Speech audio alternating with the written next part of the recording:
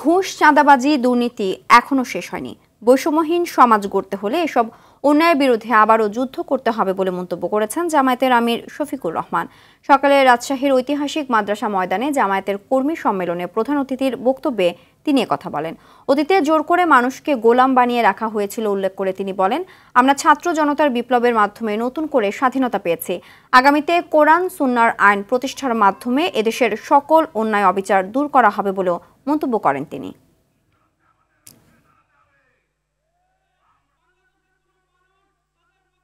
যুদ্ধ আমাদের শেষ হয়নি। আমাদের সন্তানেরা স্লোগান দিচ্ছে এখনো, আবু সাইদ মুগ্ধ, শেষ হয়নি যুদ্ধ। যতক্ষণ না ইনসাফ এই জমিনে কায়েম হয়। আর ইনসাফ কায়েমের গ্যারান্টি একমাত্র আল কোরআন দিতে পারে, আর কিছুই দিতে পারে।